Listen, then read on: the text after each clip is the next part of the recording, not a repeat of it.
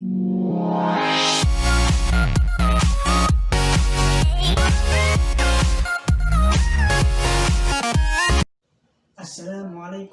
warahmatullahi wabarakatuh. Alhamdulillahirrahmanirrahim. Nama saya Muhammad Ubaidillah, mahasiswa Universitas Nahdlatul Ulama Unhar Cabang Gempol. Pada kesempatan ini, saya akan memenuhi tugas saya, yaitu tugas akhir semester, mata kuliah belajar dan pembelajaran.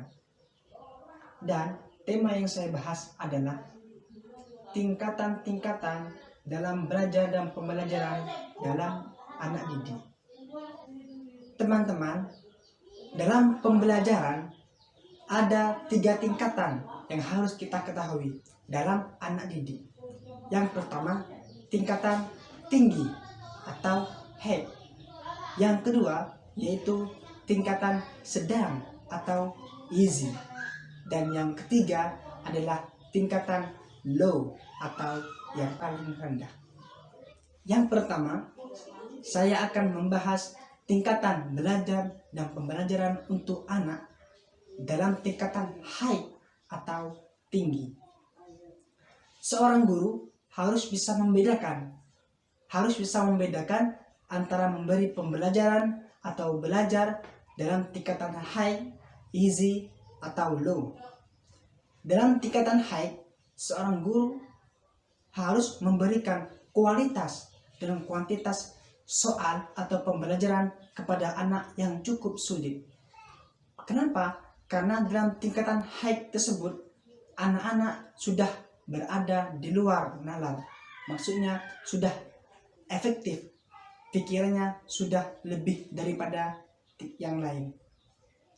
Maka dari itu, guru harus memporsikan antara anak yang benar-benar bisa, yang sedang, ataupun yang tidak bisa sama sekali. Yang kedua adalah tingkatan easy, maksudnya tingkatan sedang. Sebelumnya kita sudah membahas tentang tingkatan high atau tingkatan tinggi, atau anak didik itu mempunyai kualitas yang lebih daripada yang lain. Sekarang kita akan membahas tentang kualitas easy atau sedang pada anak didik. Jadi, seorang guru sudah bisa membedakan antara kualitas tiap anak. Dan apabila anak tersebut mempunyai kualitas easy atau sedang, maka guru harus benar-benar menyesuaikan terhadap kemampuan anak tersebut. Dan tidak disamakan dengan kualitas high tadi, atau kualitas anak-anak yang lebih IQ-nya daripada yang sekarang, atau yang easy. Yang ketiga adalah tingkatan low atau tingkatan yang paling rendah. Sebelumnya kita sudah membahas tingkatan high, tinggi, dan tingkatan easy atau sedang. Terakhir kita akan membahas tentang tingkatan low atau tingkatan yang paling rendah di antara anak didik yang lain. Maksudnya bagaimana?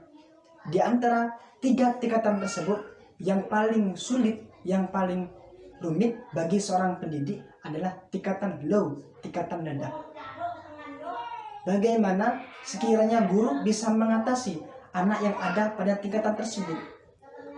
Bagaimana guru bisa mengatasi antara anak A, B, dan C? Yang A ini tingkatan high, yang B ini tingkatan easy, dan yang C adalah tingkatan low. Maka dari itu, seorang guru harus bisa memberi pengawasan terhadap anak yang masih memiliki tingkatan low atau tingkatan rendah, yaitu dengan cara